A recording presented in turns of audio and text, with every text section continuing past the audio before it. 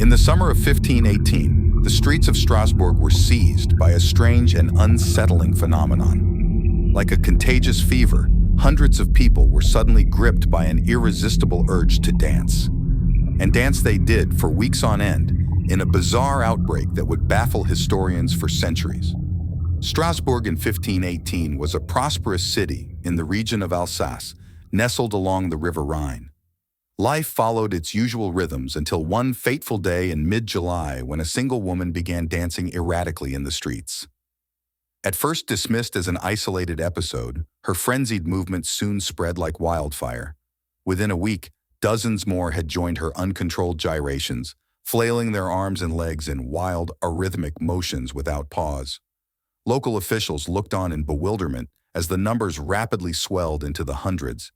Contemporary accounts describe disturbing scenes of people dancing relentlessly, round the clock, barely stopping to eat, drink, or rest. Some danced until their shoes were shredded and feet became bloody stumps. Others collapsed from sheer exhaustion, while those still standing wept or begged for the mania to stop. Desperate measures were taken to intervene.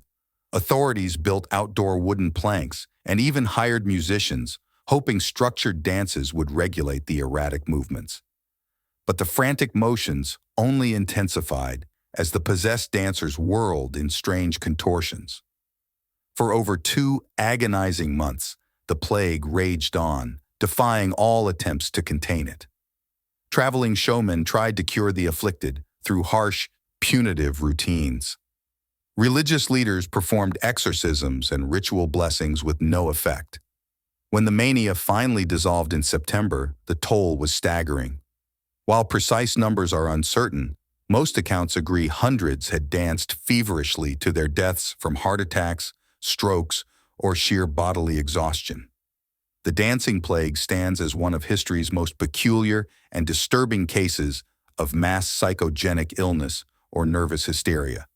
While the actual causes remain hotly debated to this day, the event offers a chilling glimpse into how rapidly strange behaviors can spread through a society under the right circumstances.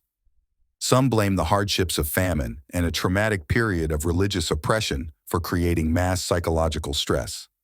Others theorize everything from food poisoning to cult rituals sparked the mania. Mostly likely, it was a perfect storm of unfortunate factors.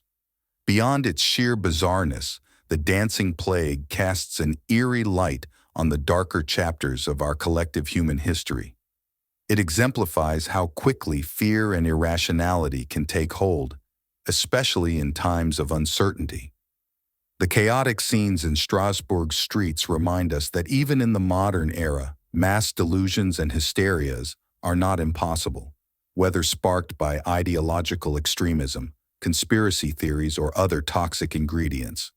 While we may never know the true origins of this particular plague, its tale endures as a sobering warning about the frailty of reason and need for societies to remain vigilant against the dances of human folly.